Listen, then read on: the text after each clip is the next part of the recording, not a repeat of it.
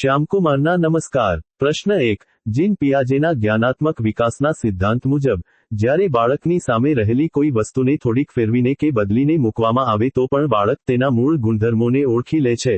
આ સંતુલન જાળવવાની આંતરિક પ્રક્રિયાને શું કહેવાય છે? જવાબ: સમતોલન અથવા સંતુલનીકરણ, ઇક્વલાઇબ્રેશન। પ્રશ્ન 2। અમેરિકન મનોવૈજ્ઞાનિક ડેવિડ આસુબેલ દ્વારા દર્શાવવામાં આવેલા અધ્યયનના 4 પ્રકારોમાં જ્યારે વિદ્યાર્થી નવી વિષયવસ્તુને સમજ્યા વિના માત્ર યાંત્રિક રીતે ગોખીને યાદ કરી લે છે, તેને કયું અધ્યયન કહેવાય છે? જવાબ: ગોખણપટ્ટી આધારિત અધ્યયન, રોટ લર્નિંગ। પ્રશ્ન 3। શૈક્ષણિક મનોવિજ્ઞાનની કઈ બચાવ પ્રયુક્તિ અંતર્ગત વ્યક્તિ પોતાના વાસ્તવિક પરાજય, નબળાઈ કે અસ્વીકાર્ય વિચારોથી બચવા માટે સમાજમાં પ્રતિષ્ઠિત એવા ઉચ્ચ આદર્શો કે નૈતિક મૂલ્યોનો ઓથ લે છે? જવાબ: આદર્શીકરણ, આઇડિયલાઇઝેશન। પ્રશ્ન 4। નવી શિક્ષણ નીતિ 2020 NEP 2020 ના લક્ષ્યો મુજબ કયા વર્ષ સુધીમાં ઉચ્ચ શિક્ષણ હાયર એજ્યુકેશન માં નામાંકન ગુણોત્તર ગ્રોસ એનરોલમેન્ટ રેશિયો વધારીને 50% સુધી પહોંચાડવાનું લક્ષ્ય નક્કી કરવામાં આવ્યું છે? જવાબ: વર્ષ 2035 સુધીમાં। પ્રશ્ન 5। શૈક્ષણિક માપન અને મૂલ્યાંકનની પ્રક્રિયામાં જ્યારે વિદ્યાર્થીના કોઈ એક વિશિષ્ટ ગુણ કે ક્ષમતાનું માપન કરવા માટે ક્રમબદ્ધ વિધાનોની યાદી તૈયાર કરવામાં આવે જેમાં માત્ર હા કે ના માં જ ઉત્તર આપવાનો હોય, તેને શું કહેવાય છે? જવાબ: ચેકલિસ્ટ, જવાબ વહી અથવા તપાસ સૂચિ।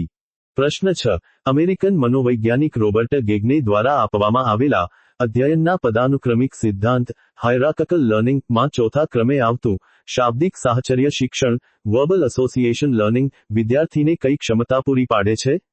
જવાબ: ભાષાના શબ્દો, સંકેતો અને વિચારોને એકસાથે જોડીને અર્થપૂર્ણ વાક્યો કે અભિવ્યક્તિ બનાવવાની ક્ષમતા।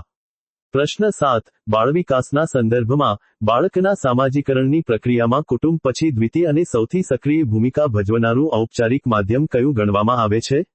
જવાબ: શાળા અને સહપાઠીઓ, મિત્ર વર્તુળ। પ્રશ્ન 8। શિક્ષણનો અધિકાર અધિનિયમ RTE એક્ટ 2009 ની કઈ કલમ હેઠળ શાળામાં વિદ્યાર્થીઓની સુવિધા માટે પીવાનું શુદ્ધ પાણી, શૌચાલય અને રમતનું મેદાન જેવા લઘુત્તમ ભૌતિક માળખાકીય ધોરણો નક્કી કરવામાં આવ્યા છે? જવાબ: કલમ 19 અનુસૂચિ સાથે।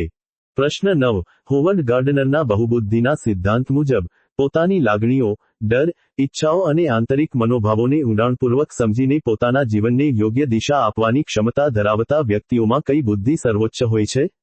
જવાબ: અંતઃવૈયક્તિક બુદ્ધિ, ઇન્ટ્રાપર્સનલ ઇન્ટેલિજન્સ।